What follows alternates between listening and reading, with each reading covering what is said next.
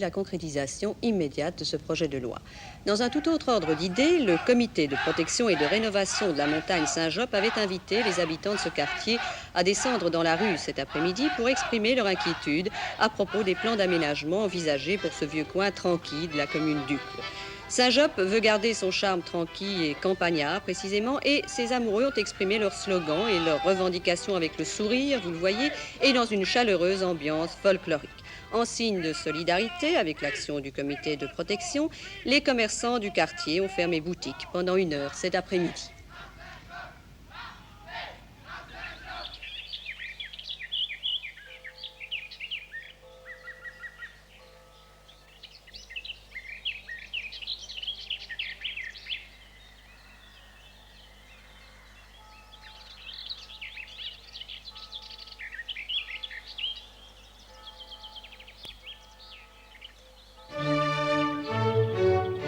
Autrefois, Saint-Job était un hameau d'Uccle, apparemment sans problème, sans histoire, ne comptant que quelques maisons groupées autour de l'ancien château des barons de Carlo.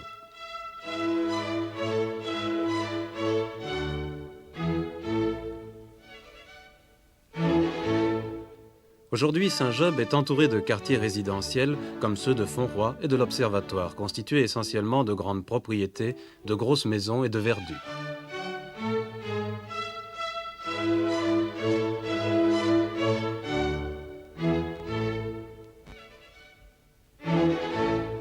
Au centre de tout cela, Saint-Job est encore un peu la campagne, le village où l'on s'intéresse aussi bien aux courses cyclistes, aux pigeons, à la pétanque, qu'aux grands problèmes d'urbanisme et d'aménagement d'un quartier où l'on aime vivre.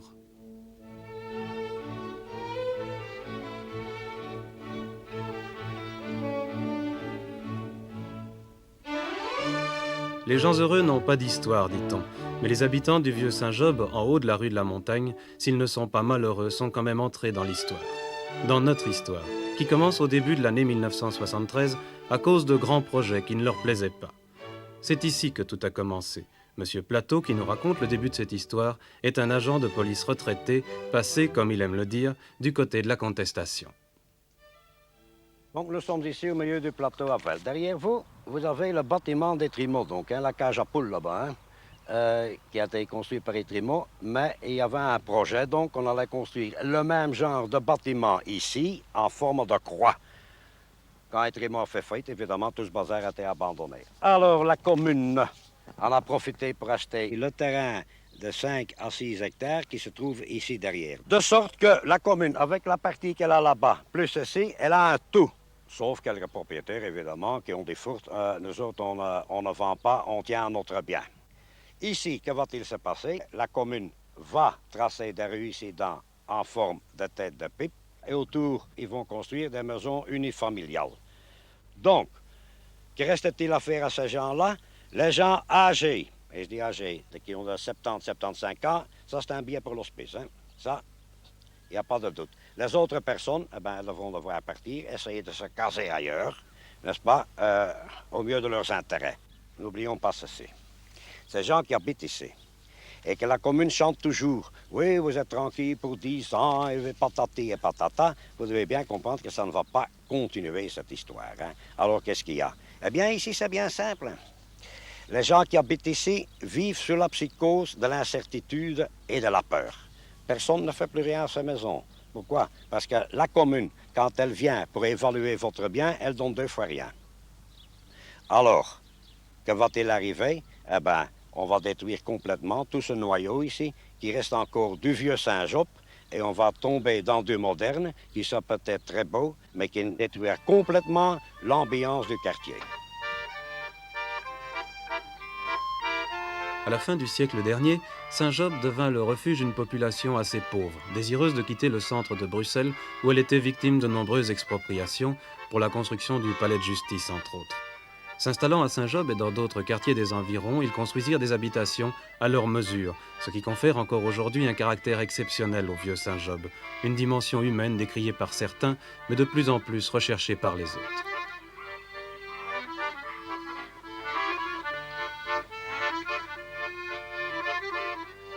La montagne de Saint-Job est un quartier de vieilles maisons, de vieilles personnes dont la plupart sont retraitées. Mais depuis quelques années, des jeunes, artistes, Professeurs, étudiants, pilotes même sont venus s'y installer, découvrant et recréant ici ce qu'ils n'avaient jamais trouvé ailleurs, une sorte de fête perpétuelle.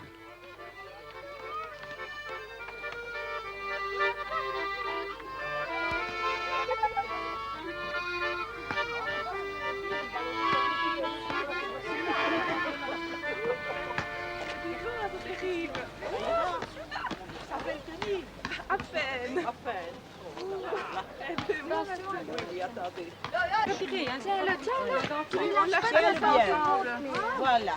Alors. Pour la rénovation du quartier. Oui, oui, oui. Contre les expropriations. Non, non, non. Loin de vivre à l'écart de l'ambiance générale, ces nouveaux venus à Saint-Job ont entamé le dialogue avec les vieux Saint-Jobois. Un exemple, ce match amical sur le terrain de basket entre les vétérans de Carlo et les membres du jeune comité de protection et de rénovation de la montagne de Saint-Job, créé après une concertation avec toute la population concernée.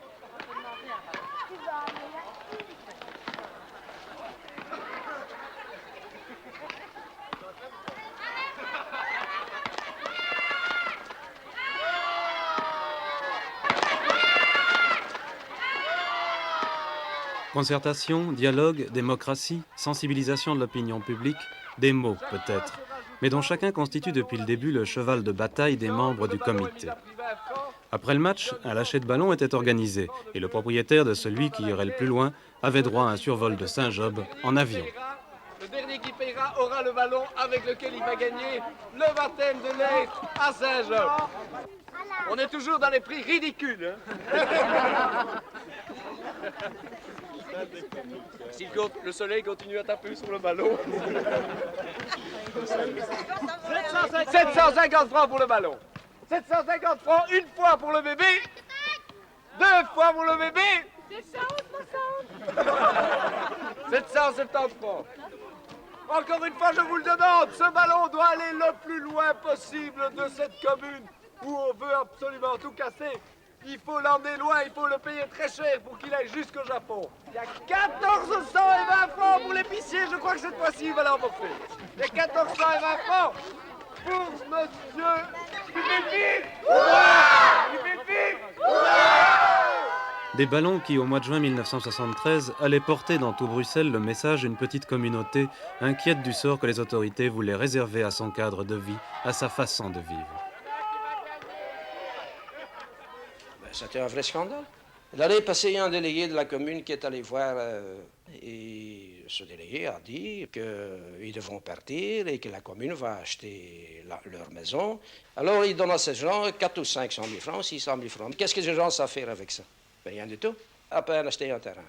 Et ce sont les malheureux, n'est-ce pas? Et puis, ce sont des gens qui ne savent pas se défendre beaucoup. Ou bien qui n'osent pas se défendre. Et il y a 3, 4 ou 5 qui ont eu peur, qui ont vite vendu leur maison. Heureusement qu'il y a un comité qui s'est formé. Quelle est l'origine du mouvement de comité d'action de la montagne de Saint-Job? Eh bien, le tout départ, ça a été d'abord une rumeur qui circulait dans le quartier suite à un article de presse qui avait exposé un avant-projet de plan particulier d'aménagement ici sur le plateau à Veil. Et cet avant-projet était très inquiétant parce qu'il y avait donc, à cette époque-là, le tout grand boulevard qu'on perçait ici au-dessus. C'était une voie, double voie, 21 mètres de large avec immeubles, bordés d'immeubles. Moi, à ce moment-là, je n'étais pas encore bien informé de tout ce qui allait se réaliser, de tout ce qui allait se passer. Et disons que j'ai connu la réalité concrète le jour où un fonctionnaire communal est venu me trouver pendant que j'étais en train de cimenter ma façade. Il m'a dit « Arrêtez les travaux, c'est plus la peine, tout ça va disparaître. D'ailleurs, ici, sur votre maison, il y aura un tennis. » Alors, j'ai fait des yeux comme ça et je me suis dit « Ça, c'est absolument impossible. » Alors, j'ai commencé à interroger les gens du quartier. Je me suis rendu compte d'une opposition farouche à quelque chose que j'avais déjà entendu, mais dont je n'étais pas vraiment bien informé. Ça fait combien de temps que vous habitiez dans le quartier? Parce que ça fait pas tellement longtemps.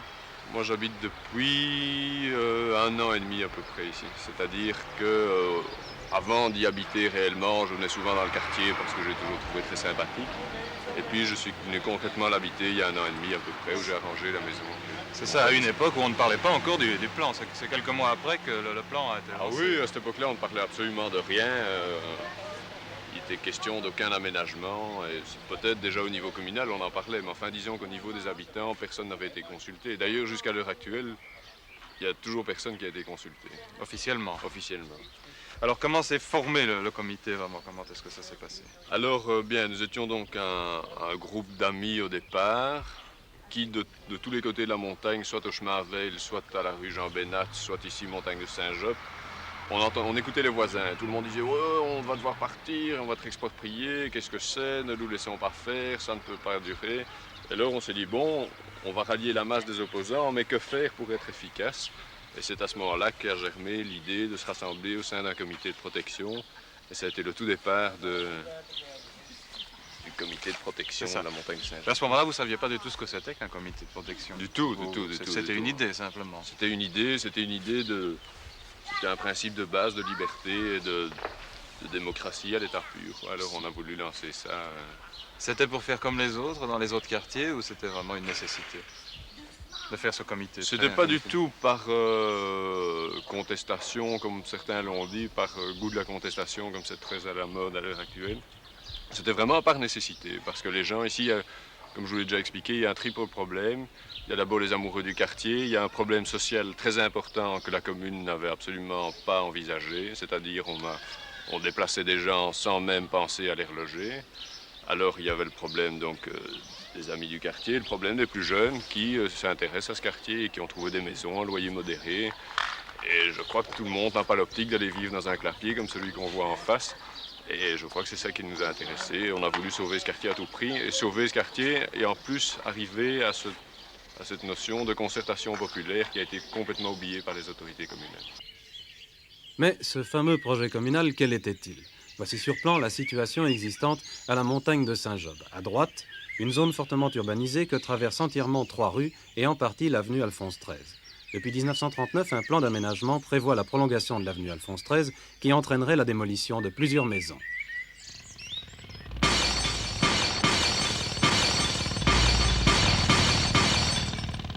Jamais réalisé, ce plan est resté une menace pour tout le quartier.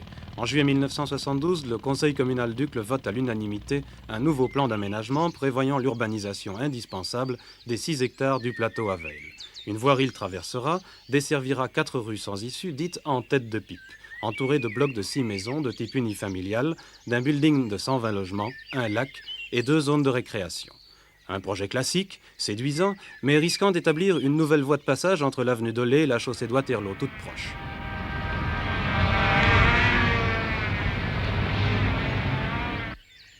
Craignant entre autres que ce nouveau trafic ne détruise la tranquillité et le charme du quartier, le comité de protection se constitue donc et présente un contre-projet évitant toute démolition et, pour éviter tout trafic de transit, propose la création de 2 rues sans issue, reliées entre elles par une place publique. Toujours la même densité d'habitation qu'au plan communal et la construction d'un building de logements sociaux, mais moins haut. Et surtout l'extension des chemins piétonniers qui donnent toute son originalité au quartier actuel. Pour ne pas être trop négativiste, on a dit bon, reprenons ce que la commune veut faire, mais modifions simplement les voies d'accès, qu'on aménage cette partie-là, qu'on fasse une zone de transition entre le vieux Saint-Job et que de ce côté-ci de la montagne, on fasse un plan de rénovation et qu'on rénove le vieux quartier existant. Je crois que ça serait profitable aux 2 quartiers. On veut raser ce quartier parce qu'il est vétuste et bon, je conçois très bien que certains ne le trouvent pas joli et pas agréable. Moi qui y habite, je peux vous dire qu'il est très agréable à vivre et qu'il y a une qualité d'environnement et de vie qu'on ne retrouvera difficilement ailleurs.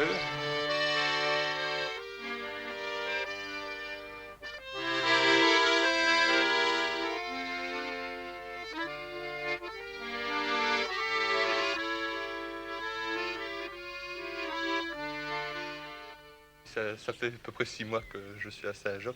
Et pourquoi est-ce que vous êtes venu spécialement vous installer au plateau à Veil, en haut de la montagne, en haut de la rue de la montagne? Je suis étudiant, alors j'habitais une cave à Ixelles. C'était vraiment pas très amusant, d'abord parce que c'était très bruyant à Ixelles. On a tout de même besoin de contact. Ici c'est la campagne, enfin il y a les champs, il y Il y a les jardins, ce sont des bruits agréables. Enfin, il y a les enfants qui rentrent de l'école, il y a le facteur qui passe, il y a les vieilles qui parlent. Enfin, les gens ne savent pas rester chez eux ici. Enfin, c'est pas possible. Puis, le quartier est agréable. Enfin, dès qu'il y a un petit temps, une petite éclaircie pendant le printemps, ils vont faire leur potager. Je reçois, enfin, j'ai reçu des bottes de poros, j'ai reçu des branches de lilas quand il y avait des lilas. Enfin, on me soigne bien.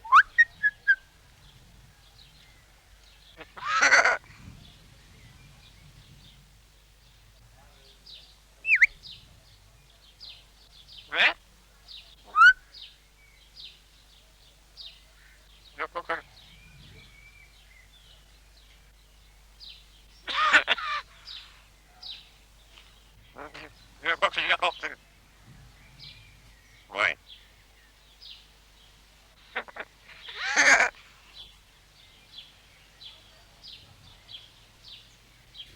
Ce sont les chemins piétonniers qui donnent toute son originalité au quartier, disions-nous, sans doute parce qu'ils ont été créés en même temps que les maisons qui les entourent, à une échelle humaine et permettent facilement la rencontre.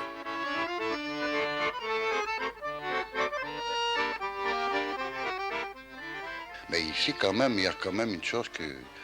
D'ailleurs, c'est avec ça que j'ai toujours préféré rester ici. Pourquoi? Parce que je trouve encore quelque chose d'humain ici dedans. Ici, à Saint-Job, c'est encore humain. Pourtant, je suis de la ville. Ici, premièrement, moi, je connais tous les gens se connaissent entre eux, enfin. Et si on a un peu peur, enfin...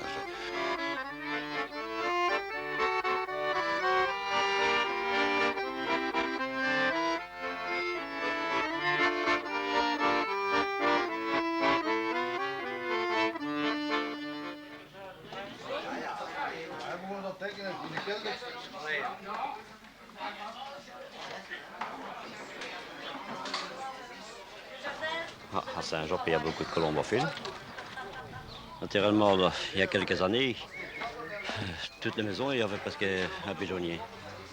Comme cette année, moi j'ai un bon pigeon. J'en ai déjà mis 7 fois cette année, 7 fois qu'il a pris. Naturellement, tous les dimanches, maintenant, je le mets jusqu'à 100 remises. Naturellement, quand il fait la tête, c'est déjà une belle petite somme qu'on touche. Hein. Il faut faire 3 000 à 4 000 francs.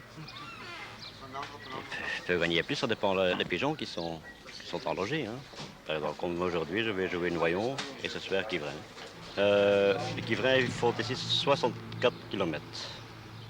Et les noyons, ils font 166. Leur vitesse, avec un vent derrière, ils font parfois 1800 mètres à la minute. Ils sont à 8 km à l'heure, oui.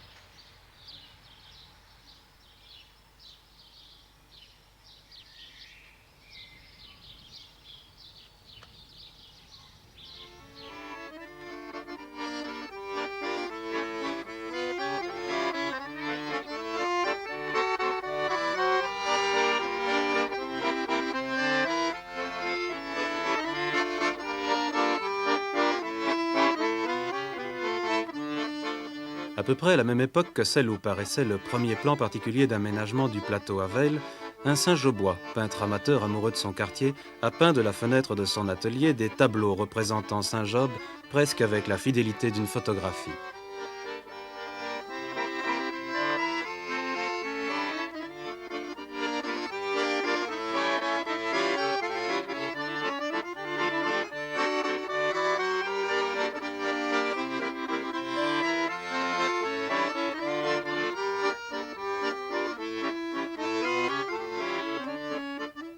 Ces tableaux, il les a disposés dans son salon, afin de reconstituer avec une précision et un réalisme étonnant le panorama complet du village avant la guerre. Un village dont l'aspect n'a pas changé depuis. ou presque pas changé, car bien sûr on a construit, aménagé des rues, comme tout récemment celle du Vallon de Hain, où le peu de respect de l'entrepreneur pour les arbres inquiète quant au sort que l'on réservera au plateau Havel. Les arbres qui n'ont pas été arrachés ont été ensevelis sous 2 ou 3 mètres de terre ou blessés par les bulldozers. Cet entrepreneur n'avait sans doute pas lu la déclaration du bourgmestre Ducle qui souhaite que sa commune demeure le jardin de Bruxelles.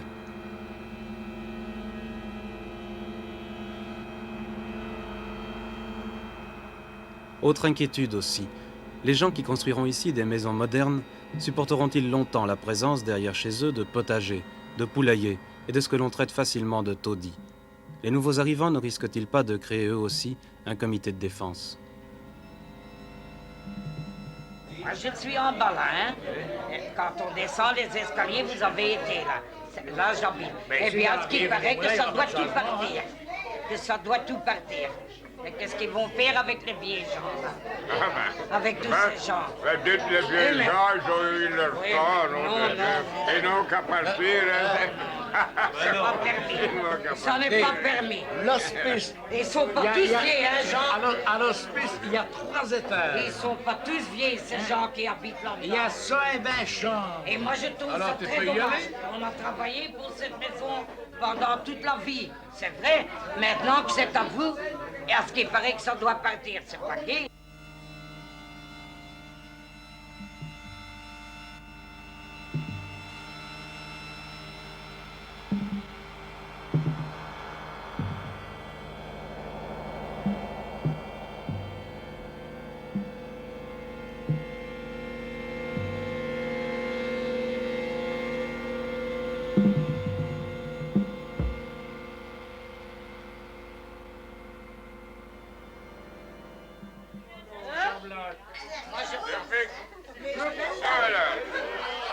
Et ça, c'est pour moi, Marieke. Et c'est là que gezien. Allee, ze hebben nog iets voor de kop.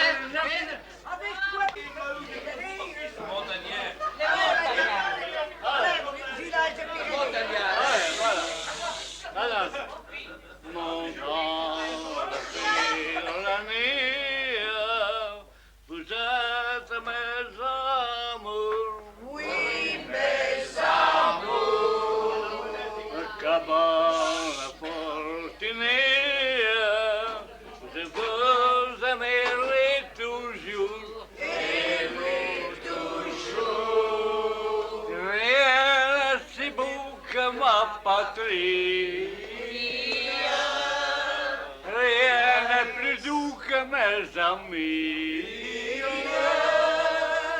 Oh montagnard, chantez encore,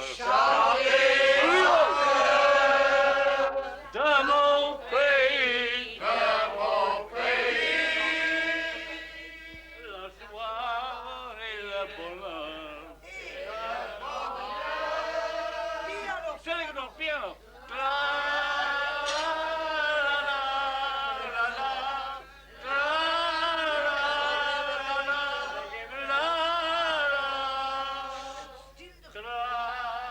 Que voulez-vous qu'on fasse dans un building, nous? Ce n'est pas avec mes 5 000 francs de pension que je touche moi et ma femme. Que je sais aller me payer 4 000 francs de loyer, hein? Ah, je ne sais pas me payer, moi. Hein? Eh ben, alors, qu'on me foute la paix à moi. Aussi longtemps que je vis. J'habite bien et je ne demande pas à habiter mieux. Ça, il faut garder le quartier, alors. Ben, comment donc? Qu'ils laissent vivement tout ça tranquille et qu'ils abattent leur taudis, la commune. Leur taudis. À eux. Parce qu'ici, il n'y a pas de taudis. Tout le monde entretient sa maison. Tout le monde. Des taudis, il n'y a pas ici. Les maisons ne sont peut-être pas très belles à l'extérieur, mais vous pouvez toujours voir l'intérieur.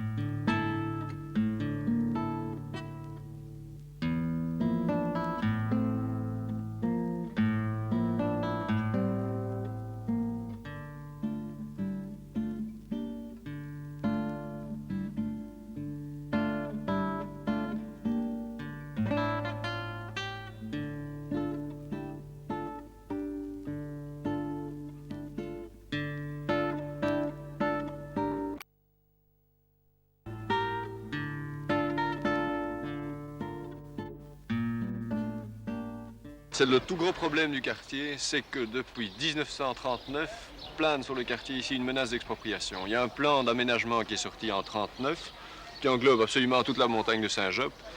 Et suite à ça, en fait, les gens ont perdu le goût d'aménager leur maison.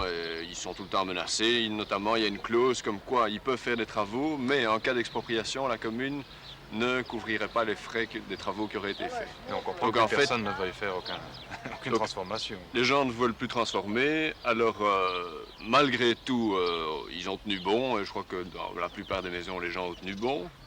Alors il y a l'autre problème, qui est le problème du pourrissement, c'est-à-dire que petit à petit, la commune d'Uccle rachète les maisons qui sont à vendre. Chaque fois qu'il y a une maison à vendre, la commune saute dessus, la rachète, la laisse se dégrader, la maison tombe en ruine. Il y a quelques exemples qu'on voit d'ailleurs d'ici, notamment l'espace vert qui se trouve là. C'était un ancien café qui a été racheté par la commune, laissé à l'abandon pendant 5 ou 6 ans. Quand le toit s'est écroulé, les gens du quartier ont réclamé, on est venu le raser. Alors c'est une politique qui est toujours d'application. On achète des maisons, on les laisse tomber en ruine et puis on les rase. Et petit à petit, le quartier disparaît, le problème est pour les autorités communales résolu. Alors là, nous voulons absolument nous opposer à cet état de choses. On veut que la commune remette ses maisons en location, soit en location, soit en vente. Il y a énormément d'amateurs. D'ailleurs, moi j'habite ici sur la montagne, là un peu plus bas, et par exemple, les week-ends où il fait beau, il y a 50 personnes qui viennent me casser les pieds en me demandant il n'y a pas une petite maison à louer, il n'y a pas quelque chose à vendre, vous ne connaissez rien.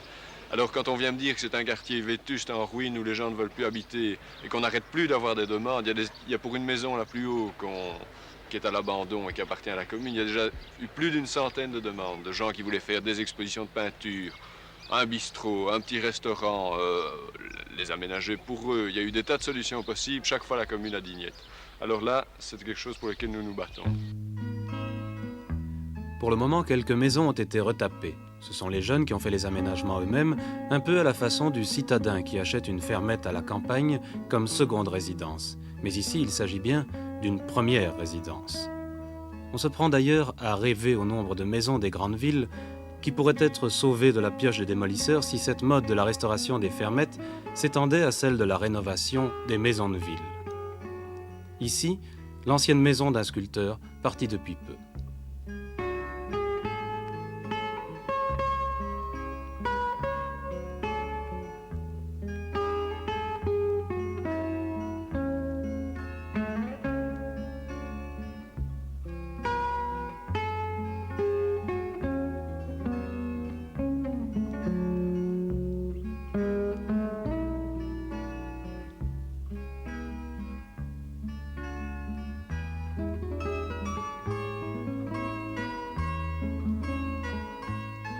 Autre maison, autre style. On cherchait un logement, une vieille baraque à retaper. On a cherché surtout dans d'autres vieux quartiers, parce que d'abord, en principe, c'est pas très cher, quoi. On peut arriver à trouver de bonnes affaires. La première chose qu'on a été faire, c'est d'aller voir au cadastre si ça n'allait pas être démoli. Et alors là, on nous a tout à fait découragés. On nous a dit non, n'achetez pas ça. Enfin, les plans ont changé parce qu'il paraît qu'il y avait une autoroute qui devait passer par ici. De toute façon, n'achetez pas, c'est un taudis, vous avez des enfants, etc. On vous a dit que c'était un taudis. Oui, oui. Et alors vous avez quand même pris le taureau par les cornes et puis vous avez essayé de tout reconstruire, tout transformer. Nous, de toute façon, ça nous plaisait parce que c'était chouette, quoi. Et on a dit, bon, bah, taudis ou pas, on va tout refaire, on va tout aménager. Et, enfin, maintenant, je crois que c'est plus un taudis. Non, on ne peut pas dire que ce soit un taudis. Et vous avez reconstruit des parties de la maison? Oui. Ici, on a tout reconstruit, depuis le sol jusqu'au toit. Enfin, j'avais pas l'habitude même Colette n'avait pas l'habitude de travailler, faire des boulots pénibles. Oui, c'est des boulots de maçon, hein, c'est quand même pas facile. Et on a travaillé vraiment tous les deux.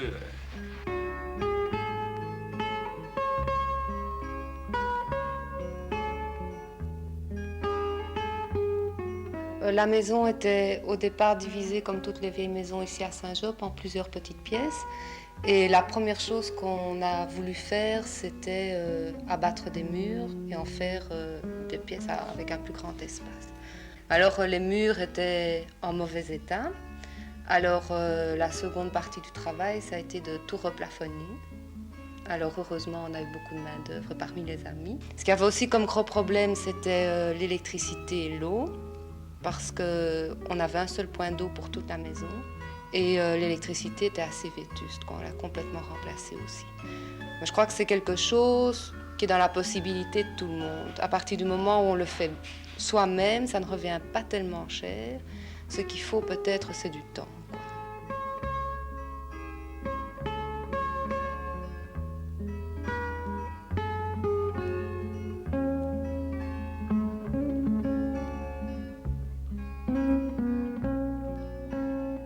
Si les membres du comité de protection essayent de rénover l'habitat vétuste du quartier, ce qu'ils souhaitent avant tout, c'est conserver tout ce qui en fait le charme.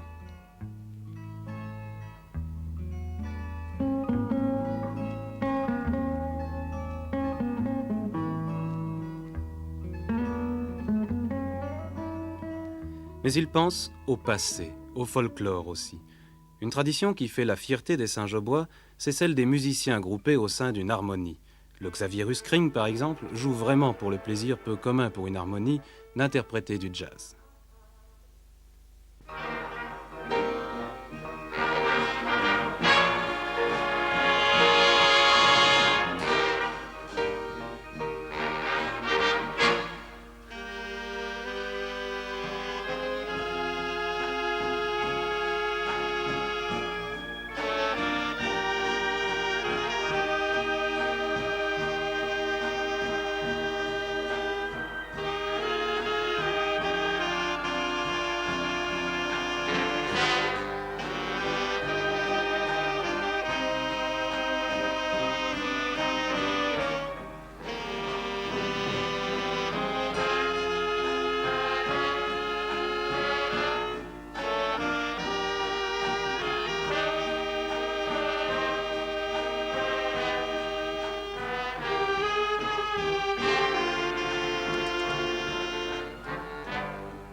Nous avions déjà depuis quelques années un chef qui s'appelait Jules Blanc-Genois. C'était un qui admirait beaucoup, n'est-ce pas, la musique, et qui voulait faire de nous une société, n'est-ce pas, non pas une petite société de village, mais avec un certain renom musical. Aussi, il fut décidé, en 1925 déjà, que nous irions au concours international à Paris. Cet événement a eu lieu en 1926. Je me rappelle que nous sommes arrivés avec 75 musiciens à Paris, qu'on a été consignés par le chef qui n'a pas voulu que nous sortions, de peur de faire des gaffes le lendemain. Et alors, nous avons passé le concours au jardin d'acclimatation à Paris et nous avons eu tous les premiers prix qui étaient prévus au programme. Nous avons donc les cadres et les... Donc, les... Comment est-ce qu'on appelle ça donc, hein? Le diplôme et... oui, maintenant, je ne suis pas brûlé.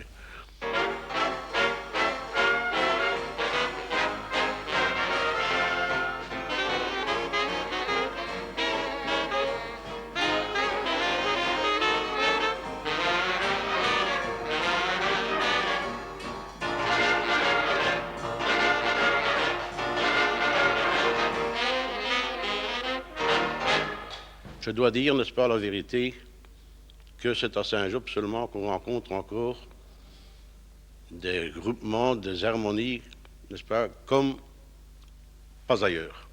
C'est-à-dire indépendamment de nous autres, donc les Susques qu'on dit, il y a l'harmonie royale, l'écho du bois de la Cambre, qui est donc l'aînée, puisqu'elle a été fondée en 1861.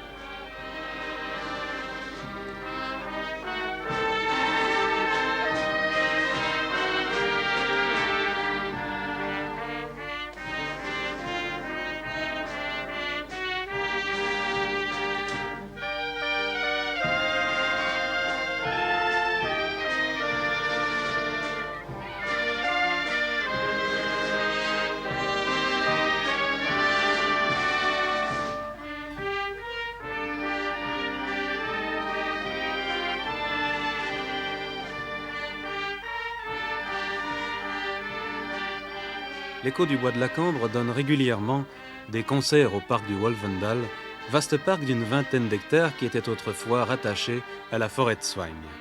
Uccle, Saint-Job, Jardin de Bruxelles.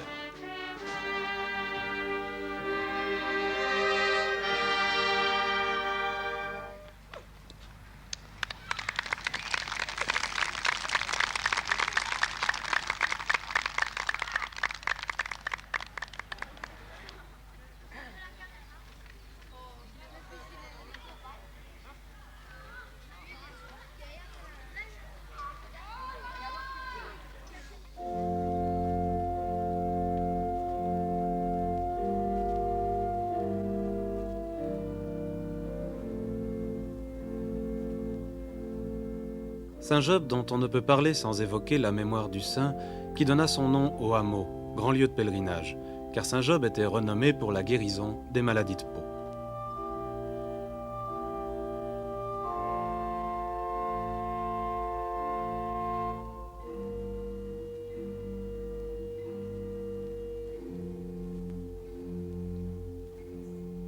Mais on venait aussi à Saint-Job pour se guérir de la mélancolie. On n'avait pas ce qu'on voulait, mais on était quand même contents. C'est-à-dire, oui.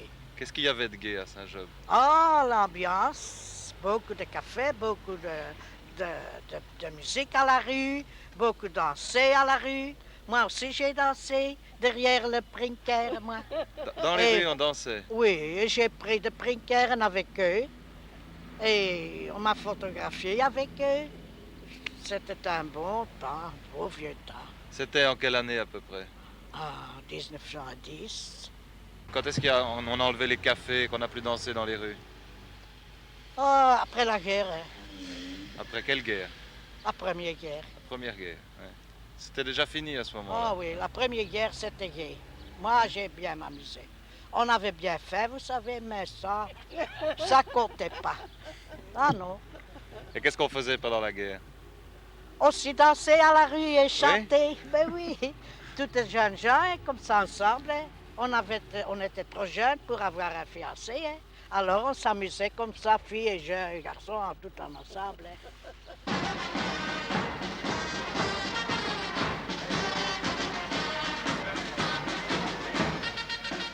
Ce passé de Saint-Job, les jeunes du comité l'ont fait revivre par un beau samedi du mois de juin. Ils avaient organisé un défilé des chasseurs de Prinker.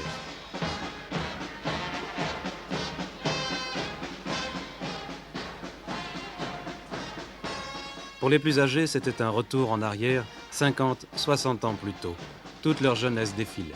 Je dis c'était dommage qu'on était en haut et que la valse était presque parce qu'on était en vie de valser sur le trottoir avec Madame Maria. Ça faisait vraiment bien longtemps que vous aviez plus vu ça. On était à la fenêtre, mais on avait mal au cœur, hein, monsieur. Vous étiez triste? Oui. Oh oui, je n'ai pas su dormir.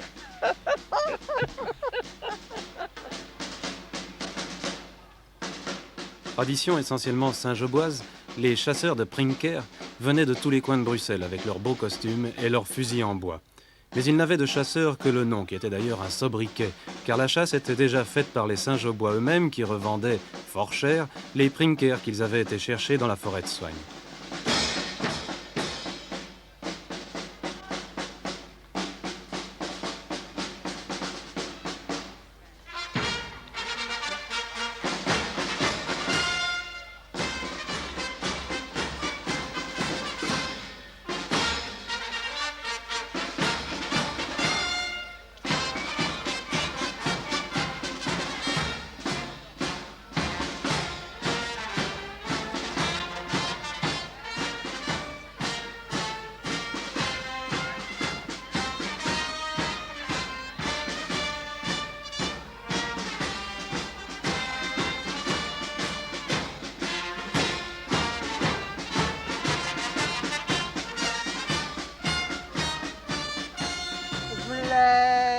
vleegemelke, daar bischke goenot melke.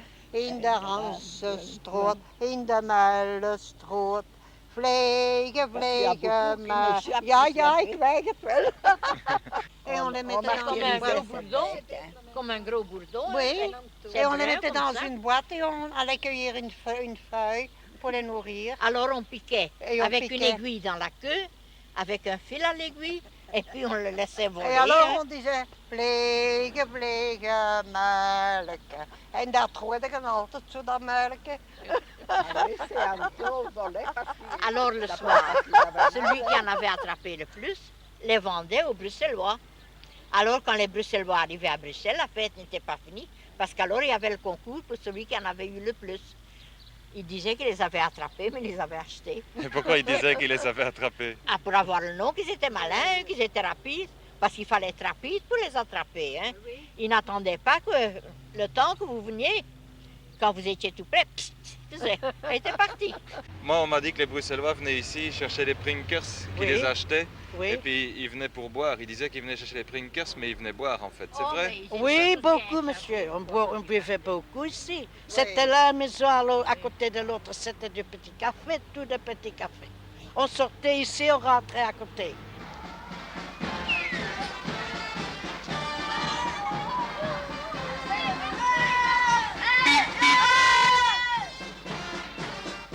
Ça m'a fait beaucoup des émotions. J'ai vu maintenant quand j'avais 10 ans. J'avais 10 ans.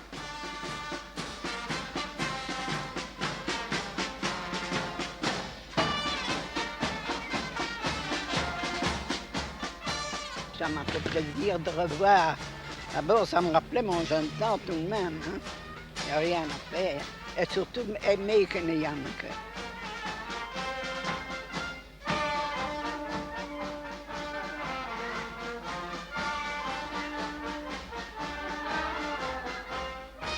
J'étais tellement émue, oui. Mais on était à la fenêtre et on était si contente de voir tout ça, que Saint-Job revivait de nouveau, allez. Les cafés où l'on dansait ont disparu. Les hannetons Prinker aussi, à cause des pesticides. Les chasseurs de Prinker ne viennent plus à Saint-Job, mais par ce beau samedi du mois de juin, ils étaient là. Et aujourd'hui, tout ce qui subsiste vraiment du passé de Saint-Job, c'est la foire.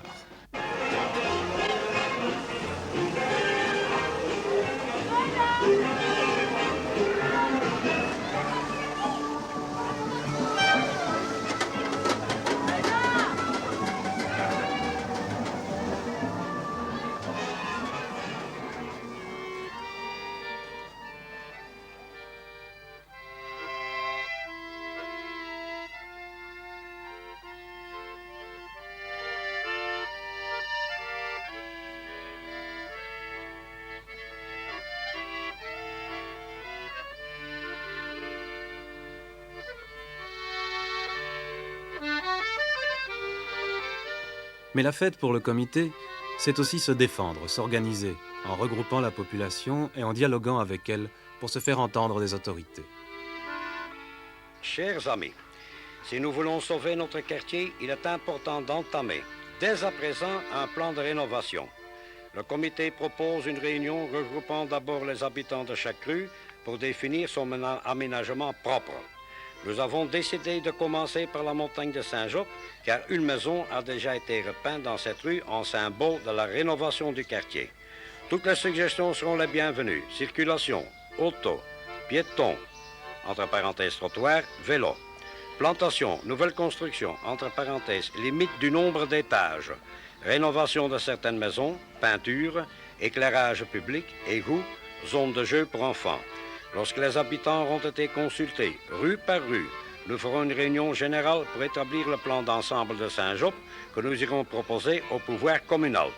Comment voulez-vous que votre quartier devienne? Participez à son aménagement, venez nombreux à la première séance qui aura lieu le mercredi 20 juin 1973 à 19h30 au siège du comité 145 Montagne de Saint-Job.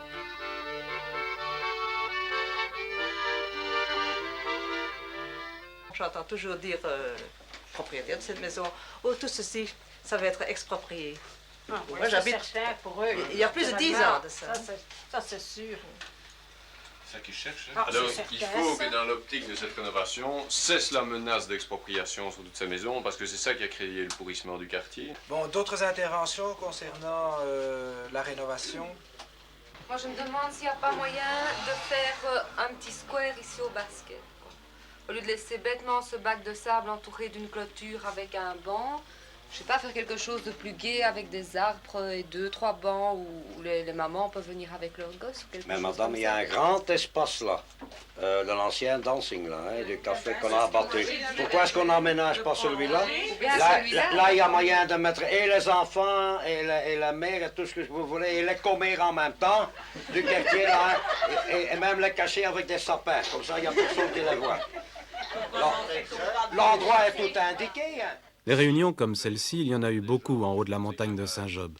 Toujours dans la bonne humeur, mais apportant des idées constructives qui seront présentées à l'administration communale. Quant à l'animation, le comité continuera à s'en occuper. Il l'a prouvé en organisant des manifestations sportives et folkloriques, mais aussi des manifestations culturelles comme ce Mistero Buffo de Dario Fo, interprété par la nouvelle scène internationale en plein air, toujours sur le terrain de basket. Poche des riches exploiteurs. Nous avons primé pour venir au monde. Dans notre enfance, nous avons pleuré de faim. Quand nous sommes devenus plus grands, c'était la guerre. Et de nouveau, nous avons eu faim. Et puis un jour, ils sont venus. Ils nous ont dit qu'ils allaient prendre nos champs pour faire Dieu sait quoi. Ils nous ont dit qu'ils allaient abattre nos maisons parce qu'elles étaient trop vieilles, pas assez belles. Ils ont même dit que c'était des taudis. Alors ils nous ont chassés, un à un. Avec patience, comme ils avaient chassé nos parents. Ils nous ont séparés de nos amis. Et nous sommes seuls. Et maintenant... Coïncidence, certaines scènes, certaines phrases de la pièce faisaient penser aux problèmes que connaissent les habitants du vieux Saint-Job. Et pour que tout le monde soit content, le texte de la pièce était dit en français et les chansons en flamand.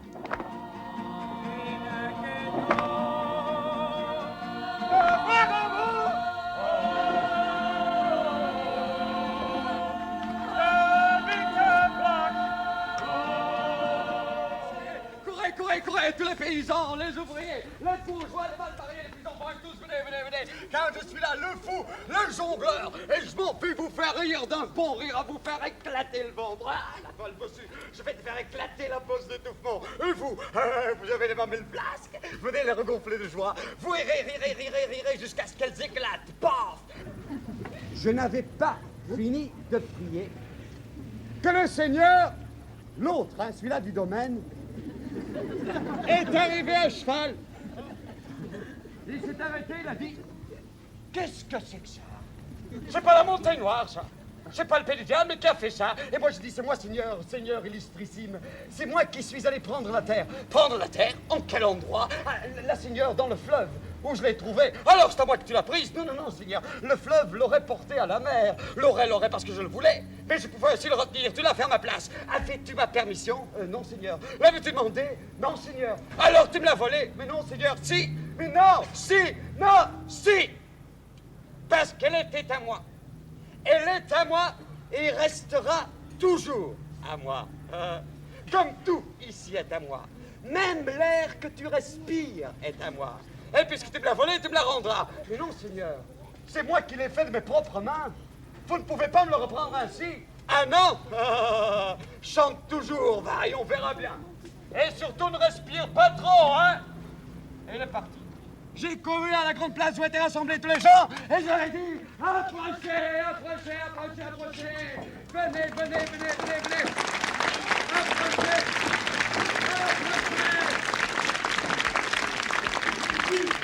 Jésus veut que je vous apprenne à vous servir de votre langue comme de lame aiguë pour trouver cette grande vessie qu'est le Seigneur, pour le faire mourir et suffocant dans sa propre puanteur avec tous ses curés, ses notaires et ses lois. Et ceci grâce au rire et à la moquerie, parce que c'est en riant de son pouvoir que vous trouverez le courage de battre le patron et de l'écraser, de battre le patron et de l'écraser, de battre le patron et de l'écraser. 3 heures de spectacle dans une ambiance étonnante qui rassemblait les Saint-Jobois et le tout Bruxelles. Pour le comité, c'était un moyen supplémentaire de sensibiliser la population à ces problèmes. On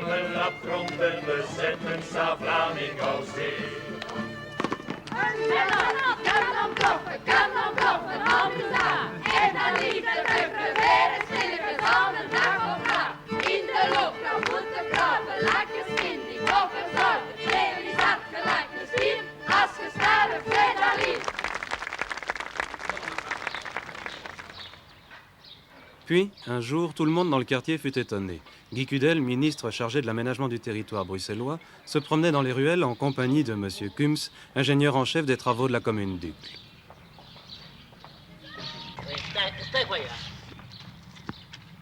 C'était un événement car le ministère de M. Cudel est la haute autorité chargée de trancher les problèmes d'urbanisme à Bruxelles.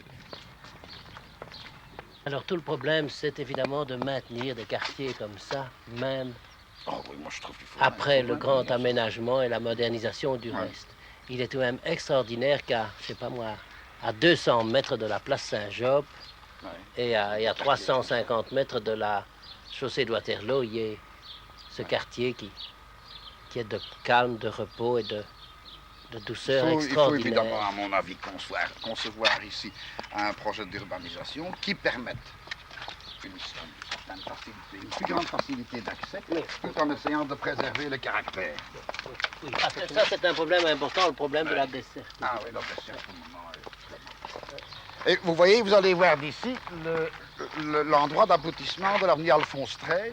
Par arrêté Royal 39, elle est percée jusqu'ici, en prenant les arrières de ces maisons-là, en prenant le minimum. On était arrivé finalement à ne devoir en prendre que 3 maisons qui se trouvent de l'autre côté, à front de la rue Guillaume, qui sont des vieilles maisons condamnées depuis 1939, auxquelles on n'a rien fait. Et il y a les dépendances là. Nous arriverions en faisant sauter la dernière dépendance. Là. Vous voyez? Donc pratiquement, il y aurait moyen de traiter le problème en ne faisant que l'emprise de ces 3 vieux immeubles de la vieille rue Guillaume, mais qui sont condamnés depuis 1939. Et pratiquement, on laisserait tout ceci. La commune racheterait au fur et à mesure des ventes volontaires, des ventes de gré à gré, mais pas de façon à réaliser progressivement son plan. Nous sommes ici... Mais eux ne prolongent pas l'avenue Alphonse XIII. Après lui avoir présenté le projet communal, M. Kums explique au ministre le contre-projet du comité de protection et de rénovation de la montagne de Saint-Job. Au cours de cette discussion, un 3e personnage intervient, M. Solo, conseiller communal. Ici, la vérité. Quels avantages? À mon sens, le gros avantage, c'est qu'il n'y a pas cette voie de pénétration. Mais ça, là, écoutez, la voie de pénétration, moi, je suis tout à fait d'accord qu'à l'arrêté royal, on retire ceci, voilà, on retire ceci hors de l'arrêté royal et qu'on n'en parle plus. Bon, ce qui me paraît très important, c'est que ce quartier reste un îlot de paix, de résidence et de calme. Bon. Alors, bien entendu, si on prolonge l'avenue Alphonse XIII d'une façon ou d'une autre et qu'en fait on arrive de l'avenue Alphonse XIII jusqu'à l'avenue d'Aulnay, il est évident que ça deviendra une espèce de zone de passage. Alors, ce n'est plus un îlot de calme et de résidence. Et par conséquent, je crois que M. Solo a raison quand il suggère, et vous-même d'ailleurs, de supprimer la jonction. Si bien que l'accès au quartier se ferait surtout par la rue d'Aulnay, par exemple. Ou bien par ici, la vieille rue du Moulin. Et ceci nous appartenant, il y a très bien moyen d'aménager ici une meilleure voirie de façon à arriver comme ceci. Au contre-projet, il y a encore quelque chose qui me plaît, quant à moi, ce sont les piétonniers. Parce que tout ce noir... Ce sont des cheminements piétonniers. Oui, écoutez, monsieur Solo, écoutez, nous allons maintenant être une minute objectif. Tous ces piétonniers, vous savez ce que c'est. Attentat aux mœurs, attentat. N'est-ce pas? On tue déjà des gens à tout moment ici. Mais comment voulez-vous assurer la surveillance de ça, l'éclairage? Il y en a beaucoup trop. Si nous en avons prévu, nous en avions prévu, et évidemment, ils se sont empressés de mettre uniquement les leurs et de ne pas indiquer que nous avions mis des piétonniers également. C'est alors que l'imprévisible se produisit. La télévision, qui avait discrètement invité M. Cudel à visiter et découvrir les charmes du quartier, a servi involontairement d'intermédiaire entre les autorités et les membres d'un petit comité de défense, comme beaucoup d'autres. Alors, qui parle d'abord? c'est la contestation. Au plan initial, on n'a pas prévu de consultation de la population, on ne s'est pas occupé de rien. Mon cher monsieur, si on devait consulter la population sur tous les problèmes, n'est-ce pas, on n'offrait plus rien du tout. D'ailleurs, nous en sommes déjà maintenant à cette phase, n'est-ce pas? Nous allons vers l'immobilisme pour le quartier Avel. J'ai connu 3 majorités ici, je le disais au ministre il y a à peine 1 heure. J'ai connu 3 majorités successives, je suis ici depuis 25 ans. Chaque majorité a voulu faire quelque chose, c'est à leur heurter à la population et personne n'a rien fait. Oui, et nous en sommes maintenant en 1970, alors qu'on a commencé en 48, nous en sommes 25 ans après, et il faut quand même admettre, malgré vos opinions, que ce quartier a besoin qu'on y travaille. Monsieur Kunz a l'air de vouloir contester cette, je dirais, cette prise de participation de la population. Or, elle existe. On a un terrain environnement maintenant qui regroupe quand même un nombre assez considérable de gens. Le fait que nous discutons tous ensemble prouve que la population participe. Je crois qu'il faut l'encourager et continuer cette participation. Il faut l'encourager, il faut continuer cette participation et beaucoup de techniciens décident de quartiers comme ça sans bien le connaître, sans l'avoir vécu, sans savoir ce qui passe. On rase des taudis, on les remplace par des immeubles peut-être neufs mais qui sont invivables parce qu'il manque une qualité de vie, il manque autre chose. Ça, je crois que c'est important et il faut vivre un quartier pour pouvoir y décider dedans. Et maintenant, on a des décisions qui viennent de très haut, on ne sait pas très bien d'où et qui sont parfois un peu dommages, je crois. Et là, je crois qu'il doit y avoir de plus en plus un contact entre les habitants et leur quartier. C'est ça le côté exceptionnel que votre visite a ici dans le quartier, c'est que vous êtes venu sur le terrain, vous avez pu vous rendre compte des problèmes et je tiens à signaler que toutes les maisons qui nous environnent et qui sont en ruine sont des maisons qui appartiennent à la commune. Exemple précis, celle qui est derrière nous pour le moment, qui n'est pas dans le dernier plan d'aménagement du quartier Avel, elle est hors du plan. Il y a déjà eu des centaines de demandes pour la louer, pour la ranger. On a déjà voulu faire des salles d'exposition, des clubs, des scouts ont demandé, des privés, on a déjà voulu faire des tas de choses dans ces maisons. Et chaque fois, la commune a répondu niet. Et c'est pour ça que, d'ailleurs, d'ici, toutes les maisons que vous pouvez voir et qui sont vétustes appartiennent à la commune. Monsieur Kunz parlait tout à l'heure... Écoutez, c'est très théorique, ça. Vous dites remettre ces maisons en vente. Si nous les avons achetées, nous avons tout acheté à l'amiable et nous n'avons rien exproprié. C'est bien la preuve qu'à l'époque, les gens ne trouvaient pas d'autres preneurs que l'administration communale. Si on a racheté ces deux taudis ici, c'est parce que ces gens voulaient les vendre. Mais comme vous dites très bien, à l'époque, il n'y avait pas d'autres amateurs. Si, il y a eu des acquisitions très récentes. Depuis l'année dernière, il y en a bien une dizaine, n'est-ce pas, qu'on a acquis. Parce que, justement, les gens qui en étaient propriétaires ne trouvaient pas d'amateurs. Et voulaient s'en défaire. Alors, l'administration il y a un blocage possible de la commune aussi. Non. On va acheter une maison à la commune, c'est là qu'on passe pour savoir ce qui se passe. Il dit, attention, sur ces maisons, il y a pas d'expropriation. Il y a moyen de dégoûter les gens de l'achat. Nous n'avons jamais adopté cette politique. Écoutez, moi, j'ai acheté une maison dans le quartier. On a essayé de m'en dégoûter avant que je l'achète. Alors, moi, je vais vous dire ce que je pense. Je crois que le plan particulier qui concerne 12 hectares est un plan d'une dimension déjà plus que moyenne. Mais je crois qu'il faut préserver tout ce que ce quartier a de pittoresque. Alors j'ai trouvé, notamment dans le chemin à Veil, quelque chose d'étonnant.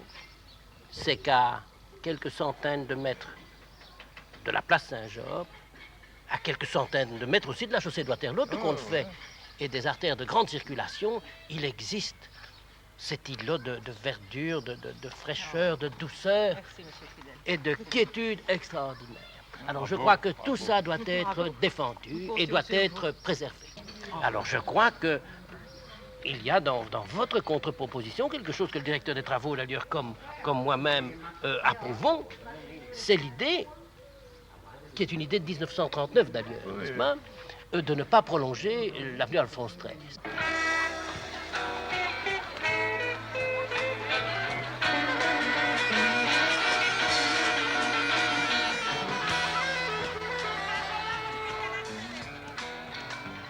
Et comme ici, tout se termine toujours par des danses et des chansons, le comité qui avait organisé quelques jours plus tard un bal champêtre, toujours au terrain de basket, pouvait annoncer publiquement sa première victoire. Hier, le ministre Cudel a affirmé, en séance d'ailleurs publique, a affirmé qu'il n'y aurait pas de voirie de pénétration venant de la rue Alphonse XIII jusqu'au centre du plateau Avel.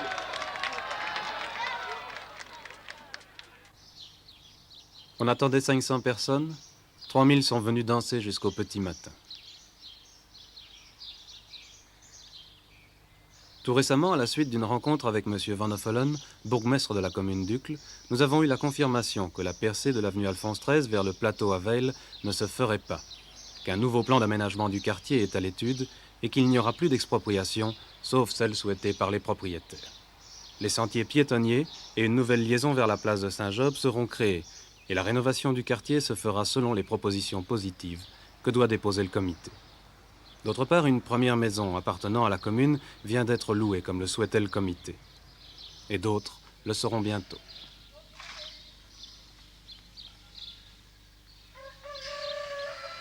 Ce sont sans doute les conséquences de cette longue fête que l'on n'est pas près d'oublier par ici.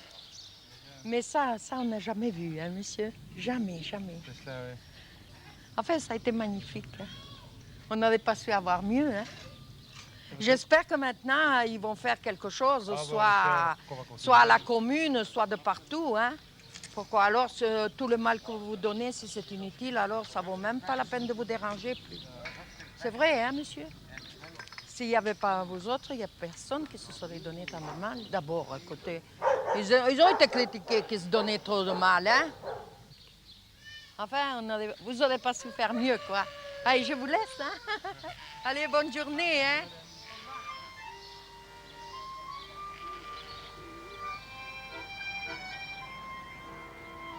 Cette histoire, c'est déjà le passé, mais il s'est produit quelque chose en haut de la montagne de Saint-Job, et tout ce que les membres du comité ont fait avec les habitants du vieux Saint-Job, aucune pioche, aucun bulldozer ne pourra le leur enlever.